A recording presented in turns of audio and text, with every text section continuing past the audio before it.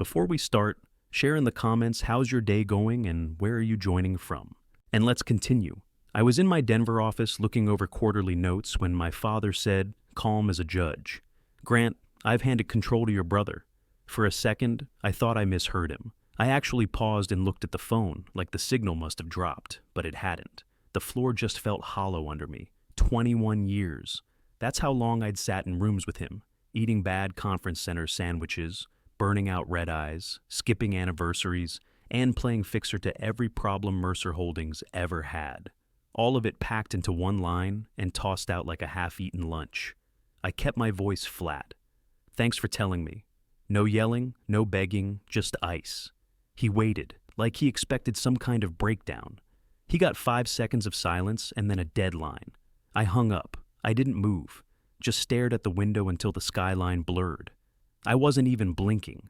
My mind ran the math, ownership splits, who chaired what, which directors owed who favors, and it all came back to the same thing.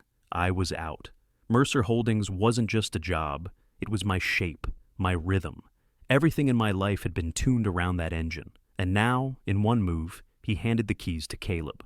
Caleb, who never showed up before 10, who drank his weight in whiskey on client trips, who thought EBITDA was a type of tequila, the golden son with the toothy smile and just enough competence to run a vacation slideshow. I reached into my bottom drawer. The black notebook was there, same place it had been since I started, back when I was 20 years old and Mercer was barely keeping the lights on. In it, handwritten notes on every off-balance deal, vendor exposure risk, where the real cracks were, stuff I didn't trust anyone else to track. I flipped through the pages. The handwriting tightened during the bad years. The last few months had gaps, quiet meetings I wasn't invited to, docs that went to Caleb first, fewer reports landing on my desk, lawyers whispering in corners and shutting doors when I got too close. I should have seen it coming. I'd been so locked on keeping the ship afloat, I didn't realize someone else was steering. I stood up, rolled my sleeves. The pain settled into something solid, not sadness, focus. This wasn't a loss, it was a shift. I left the office early. Not because I was sulking, but because I needed to think without eyes on me. Driving home, hands tight on the wheel, I made the decision that set everything in motion. If they rewrote the rules, I'd rewrite the whole game. Victor leaned back, elbows on the arms of that old club chair, not saying a word while I flipped open the black notebook. I didn't ease him in. I went straight to the rod. Off-balance vendor risk on our Tier 2s, side pocket liabilities baked into the Portsmouth deal, and a quiet covenant squeeze that Dad had dismissed as temporary. I showed him where the board had voted on expansion without proper sign-off, and how the real estate push Caleb was cheerleading had holes in the contractor guarantees. These weren't theoretical problems. They were sparks sitting on a dry field. Victor listened like a man auditing a battlefield. His eyes didn't blink much, and he kept swirling that rye but barely drank. I knew the silence wasn't doubt. He was weighing risk the way sharks circle meat, calculating the angle. When I finished, he asked, "So, what's your angle? You want to blow them up?" "No," I said. "I want to build something better, smarter, quieter, something that holds water when the next storm hits." "You sound like a founder again," he said, "not a son trying to throw rocks at Dad."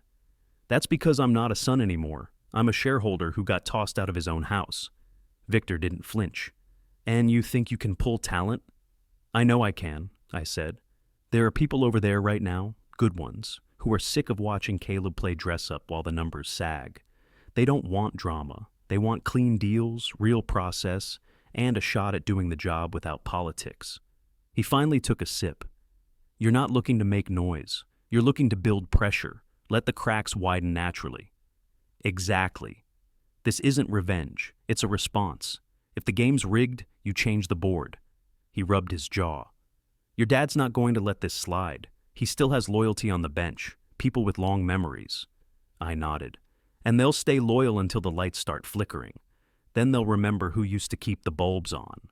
Victor looked at the notebook one more time, then back at me. "All right, so what do you need from me?" "2 things. First, your name, quietly. The right capital sources will follow it. Second, your eye. If I build Granite Ridge, I want the same standard you held us to back in year 1.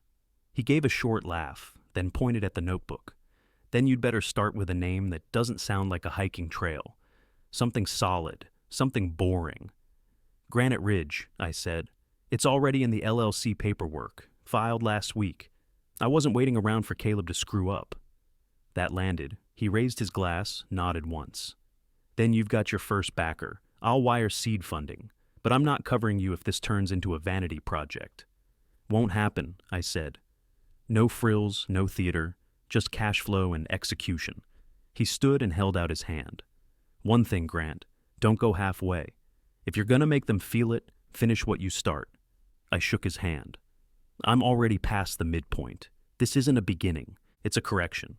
Caleb's charging into expansion, I told Victor. Real estate plays, mid-cap manufacturing deals, last-mile logistics partners with no margin, thin cash, fat promises, and zero breaks. Victor leaned forward, elbows on his knees, his glass forgotten on the side table. You sure they're over their skis? I built the skis, I said. They're on ice wearing sneakers. They don't even know how slippery it is yet. Mercer's debt ladder was a tightrope over a fire.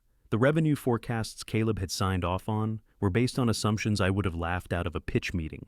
Seasonality ignored, churn rates rounded down, capex underestimated across the board. They missed 2 quarters in a row, those covenants would bite, and the lenders would show teeth. Victor smirked. You're not trying to bring it down? I don't need to. I just need to stop being their patch. He raised a brow. So we wait? We watch, I said. Then move when the knees wobble. Caleb's running loud. That's his mistake. We stay lean, build quiet, and pick our spots. Victor tapped the table once. Go on? I laid out the core of it. Control beats ownership. Mercer's bloated. I know exactly which contracts hold their actual leverage, which vendors panic first, and which banks start breathing heavy when numbers slip. Then I gave him the real pitch. Granite Ridge wouldn't be a vanity shop. No branded mugs or culture slogans. No trophy clients. Just a tight, smart team, deep due diligence, and deals we could actually operate, not flip for headlines. He didn't interrupt, just waited for the next test. You have people? I pulled out my phone, slid it across the table. I have names: ops director, risk lead, 2 analysts who built most of Mercer's models from scratch, and the controller who closed every quarter on time while Caleb was posting cocktail pics on Instagram. He scrolled through the list. 5 to start. They don't chase glory, they chase clarity. They're loyal to work that makes sense, not a last name on the door. Victor handed the phone back. You don't waste time. I already wasted 21 years thinking my last name was a plan. It wasn't. It was a ceiling. He leaned back, nodding slow. All right, I'll seed the vehicle and I'll open a few doors, but I'm not here to babysit. You miss, you bleed. Then I bleed, not my brother, not my father, me. That locked it. We left the club through the side exit. Outside, the wind had picked up and the sun was dropping behind the buildings. I pulled my coat tighter, but I didn't feel cold. I felt aligned, clear. Victor paused at his car, then said, One more thing. If Mercer stumbles, they'll blame you first. Doesn't matter if it's your fault or not. You're the threat now. I know, I said. Let them. I'm not building this to prove a point. I'm building it because someone has to know what they're doing. He grunted. Then go do it. Results speak softly. As I drove off, headlights cutting through early dusk, I realized something. This wasn't about revenge anymore. It was about competence. Mercer used to stand for that. Now it stood for birthday speeches and rented swagger. That wasn't what I bled for. I hit the freeway ramp and floored it. Time to start building. 3 days after that meeting, the wire landed. Clean, no questions, just 8 figures from Victor's fund.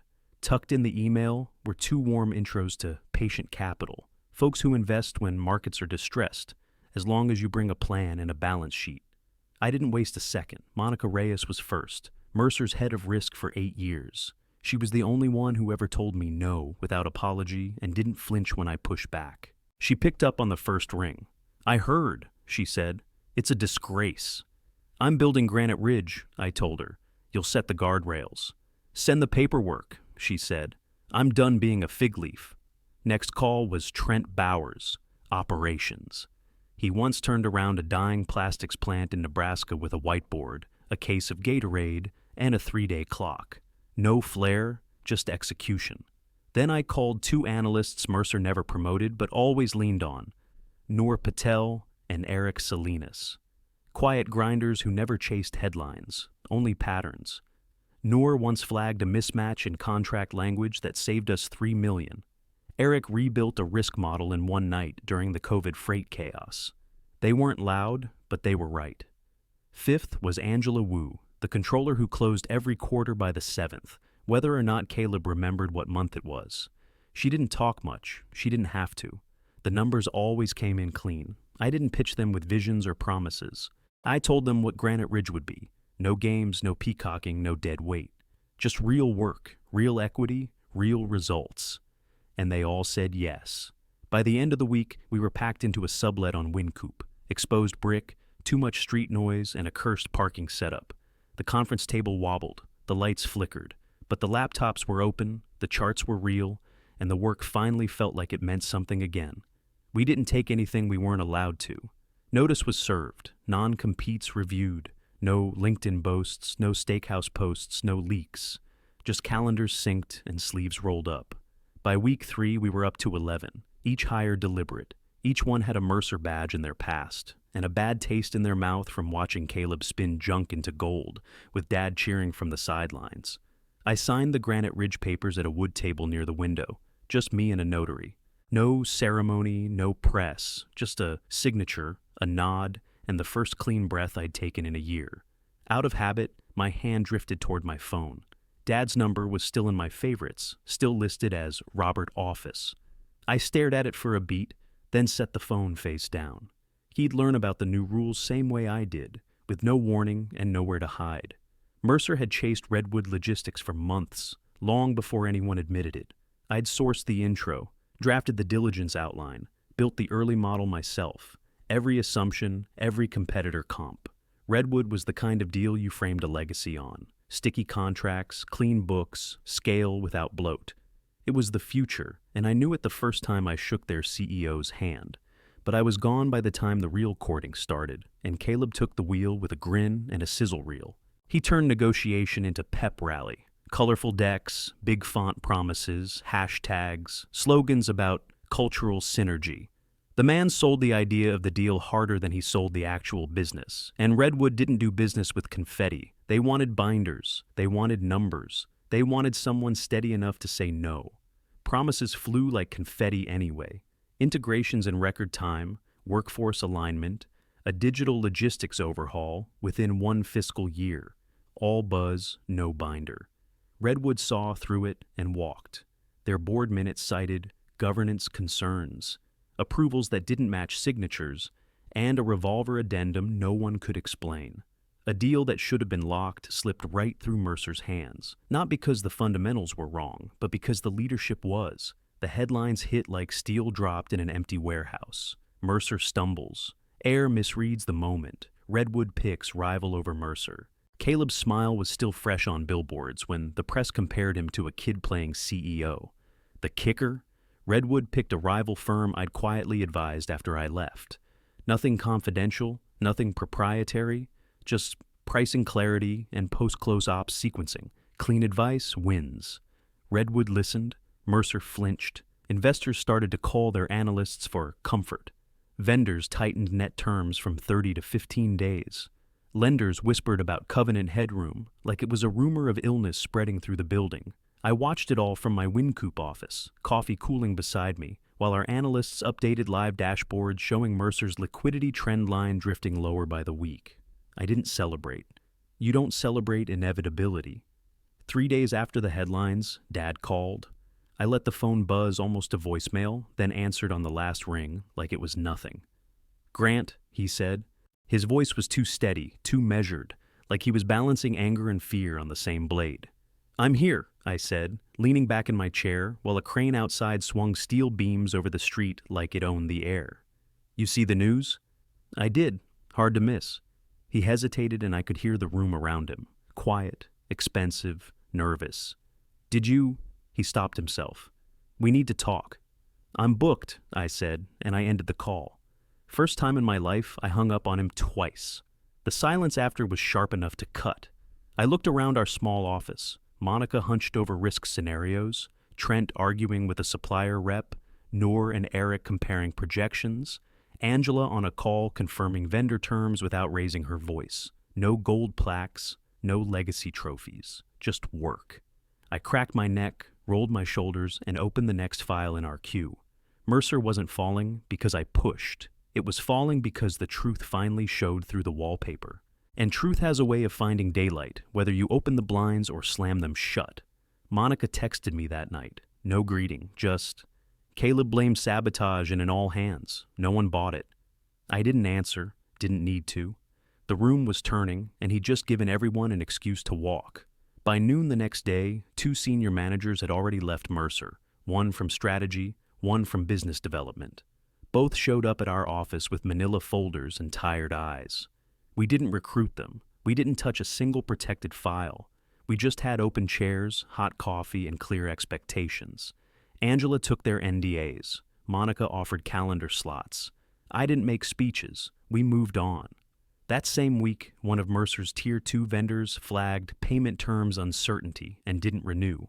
It was routine stuff, a quarterly contract with rollover clauses, but when those stop autopiloting, it means someone in procurement smells a liquidity fire.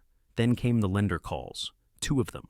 They moved Mercer to weekly financial reporting. That's the kind of move they don't announce. They just slide it into the new terms and wait to see if the borrower flinches. And when the lenders start looking under the couch cushions, it's because they think default's in the air. Victor called later that afternoon. "You ready to move from observation to collection?" I looked out the office window at the storm clouds pulling over the skyline. "Line up the targets." He didn't waste time. "Primary? Recurring cash flow, low capex," I said. "Clean customer relationships, real operators in place. Secondary? Sticky contracts, loyal vendor chains, brands people don't think about until they disappear." We mapped it that night, sat in the small conference room, markers on the glass wall, post-its color-coded by risk, potential return, and how tightly Mercer was hanging on to them. If their cash position dipped just 2 more points, they couldn't keep half the list. No hard pressure, no noise, just positioning. Then we started working the phones. Quiet conversations, no poaching, no puffed chests, just simple offers of continuity, clean transitions, and operators who could show up with a plan on Monday morning. Monica led the back-channel vetting. Angela flagged tax complications. Nor and Eric tore through vendor dependencies to see which assets could stand on their own. Trent built the ops ramp in his head while everyone else asked for spreadsheets. We skipped the noise and kept moving. The signal was out. Mercer's bench felt it. People started calling us. Not headhunters, not recruiters. People. Department leads, product managers. They weren't looking for raises. They were looking for oxygen. By Friday, I was sleeping better than I had in years. Not because Mercer was flailing, but because, for once, the work matched the truth. No spin, no politics, just alignment. That night, I checked Caleb's socials out of pure curiosity. Everything was gone. No yacht posts, no golf shots, no fake deep quotes from business books he never read. He'd gone dark. That told me more than any earnings call. The request came through Monica, not directly. "Your father asked if you'd meet him. His office? Said you'd understand." I said yes, not out of nostalgia, not out of guilt. Curiosity, that's all. I walked into the building I used to unlock before sunrise. Same fake smiles at reception. Same stale air in the elevators. Same framed covers on the wall, showing Mercer's rise like it had been scripted. None of those covers showed the hours I spent pulling it back from collapse. Just the headlines. Dad was behind the glass desk when I walked in. Tie loose, eyes tired but still sharp. Caleb was already there, slouched in one of the guest chairs, looking gray around the edges in a way I'd never seen. His hair was uncut, and the bags under his eyes weren't from a party. He looked real, but not in a way that made me feel anything. Dad didn't waste time. He slid a folder across the desk. "We need to restructure." I didn't touch it right away. Just stared at it for a second like it might burn. Then I opened it. Missed revenue projections twice, tripped debt ratios, a cash drag from 2 plants I told them not to buy. One in Indiana, the other outside Tulsa. The fixed costs were brutal. The customer churn worse. Burn rate so bad, it looked fictional. "You're 3 weeks from breaching again," I said, flipping to the last page. If that plant in Indiana doesn't move inventory, you'll hit 2 triggers before next quarter. Dad nodded like he'd been living inside those numbers and couldn't pretend anymore. We need you back. Help us fix it. I let the folder rest between us and let the silence stretch. The air in that room went tight. I wasn't going to fill it for him. Caleb sat up straighter, his mouth opened like he wanted to say something, but Dad shot him a look. It was quick, controlled, but clear. This wasn't his conversation. If I don't, I asked, still calm. Dad hesitated. Not long, just long enough for me to see the crack. Then we lose it all. It landed with more weight than he probably meant. Not just the business, the name, the idea, the illusion that everything he built was unbreakable. I stood up, kept my face blank. I'll think about it, Caleb finally snapped. You're going to stand there like a mere spectator after everything this company gave you? I didn't even look at him.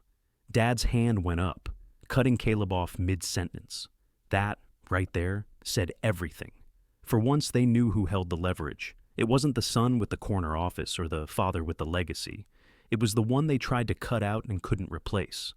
I picked up the folder, tucked it under my arm like it was just another file, and walked to the door. Didn't look at the wall of awards. Didn't look at the vision statement they'd mounted in block letters above the coat rack. I didn't need reminders of what used to matter. Those covers were just paper, shiny, temporary, and easy to tear. I didn't go back, didn't text, didn't wave at the past like some dog waiting for a treat. Letters started showing up, one a week. First, professional, then polite, then desperate dressed up in legal formatting. I didn't tear them up, I just filed them, unopened, and went back to work. 5 weeks after that meeting, the news broke. Filing hit the wire just after noon on a Monday. Mercer Holdings LLC filed for voluntary Chapter 11 protection in federal court. I read the sentence twice, then turned my monitor toward Monica. She gave one nod and opened a new folder on her desktop without saying a word. They'd managed to squeeze a 2-week waiver out of their lenders, but the numbers didn't care. 2 bad plants, negative cash cycle, too many promises with nothing behind them. The headlines came in waves: succession missteps, sink Mercer. From legacy to liability. Inside the collapse. Caleb's headshot made every article. Bad lighting, worse timing.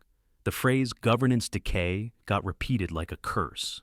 I skipped the editorializing and went straight to the line that mattered. Assets to be auctioned, divisions open to assumption, select brands carved out under separate review. That was our window. We had already underwritten 3 of those pieces 6 weeks earlier. We knew the cash flow margins. We knew the leadership gaps. We knew which units worked and which ones only looked good on pitch decks. I called our lawyers. Pull the bid templates, full stalking horse packages. Angela had escrow wired by morning. Trent mapped a day 1 ops overlay. Nor and Eric cross-checked models against public financials and internal estimates we built from supplier whispers and former staff. Vincent, one of Victor's investor contacts, called it clinical. I called it clean. The auction itself was held in a law office conference room downtown. Rows of padded chairs, old coffee and cardboard carafes, and every kind of whisper happening under breath between firms. A few Mercer people showed up. Counsel, finance staff, someone from legal who wouldn't look at me. Caleb wasn't there. He was probably locked in a back office somewhere, trying to explain what stalking horse meant to someone with equity exposure. Our bids were tight, not greedy, not light. Just exactly what the assets were worth with competent operators behind them. We didn't take everything. That was never the plan. We passed on a logistics tech platform Caleb had overpaid for and a plant with a union negotiation nightmare attached. Let the others fight over shiny things. When the gavel dropped, Granite Ridge held the core operating pieces. We took the recurring contracts unit, boring on paper, reliable in cash. A packaging line in Kansas with single-digit churn and unsexy but solid gross margins. And 2 regional distribution deals Mercer never understood well enough to leverage. We already had the transition plans in place. Customers wouldn't notice the change. That night, I walked the office floor. Monica was redlining integration language. Trent was sorting hiring calls. Angela was already hunting a better bank partner. No ceremony, no speeches, just operators doing work worth doing.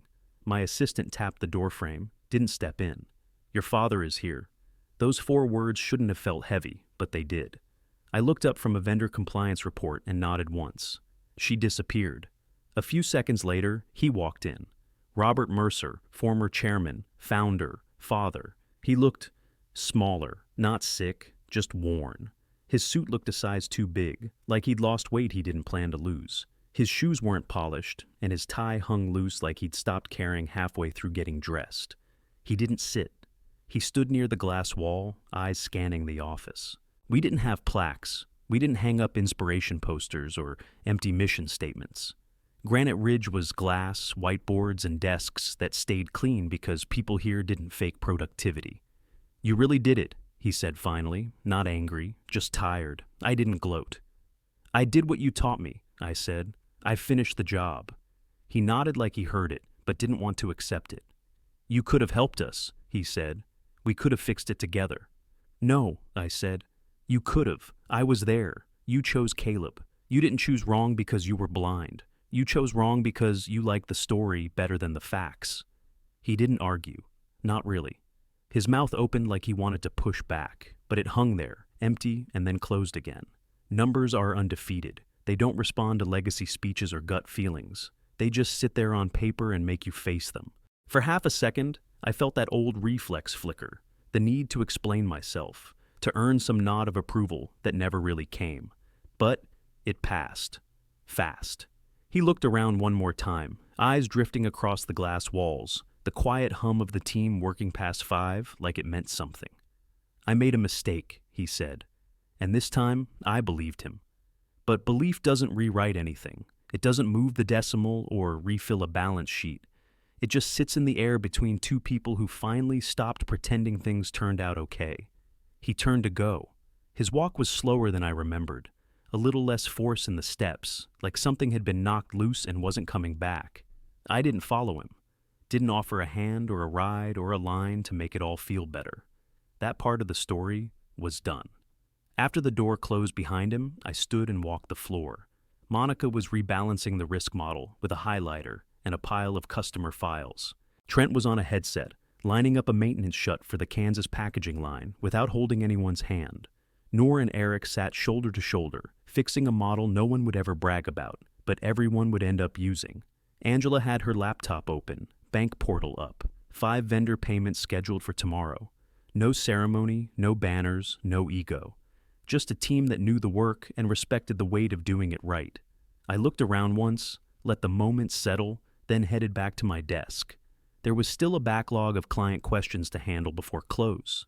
We didn't talk about success. We sent customer renewals out on time and called it a day. I'm 41 now, give or take a few gray hairs, and people keep asking if I miss Mercer. I don't miss the name. I miss knowing the people above me weren't lying to my face while asking for loyalty. I miss having one flag to rally around that didn't shift, depending on whose ego needed feeding. Granite Ridge isn't pretty. It's not the kind of company that ends up in glossy profiles or sits on speaker panels. It's a shop. Phones get answered, vendors get paid. We don't scale unless the lights stay on. That's the whole model. Folks love to say, "I burned my father's house down." I didn't. He handed the matches to Caleb and gave me a front row seat. Told me to smile while the whole place smoked. So I did what I always do. I watched, long enough to know when to step aside, and longer to know when it was time to step in. The revenge part? Yeah, I took the core assets and left them with a hollow brand. That wasn't a tantrum, it was a correction. They had a chance to fix things, and they didn't. I didn't owe them silence after that. The justice part? That's quieter. People who did the work now sit at the table. No waiting, no permission needed. People who posed with trophies learned those trophies carry no weight when payroll slips and vendors won't extend terms. Sometimes I think about calling my father, just to say something, not to gloat, just to see if there's anything left worth salvaging. But then I remember the silence after he picked Caleb, the kind of silence that teaches you more than any lecture ever could. Silence can be a lesson. So can a balance sheet. If you're waiting for a neat little moral, I don't have one. I have paid invoices, I have clients who answer the phone. I have people here who sleep at night because they know no one's playing dress up with the numbers. Power isn't something you're handed. It's something you take, then hold steady with boring, unsexy choices nobody claps for. You earn trust in rows, and you lose it in a blink. I took what I could run. I left what I couldn't stomach, and I stopped asking for permission the minute I realized I didn't need it. Caleb stopped posting boats. Maybe he finally learned what real weight feels like. As for me, I keep the old black notebook on a shelf, not as a weapon, just as a reminder. If you're going to bet on a name, make sure it's your own. That way, when the call comes, you won't hesitate. You'll already know what comes next.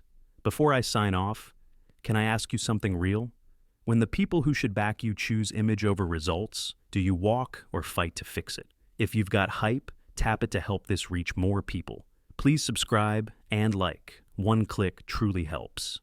Drop a comment, even just good story or your take.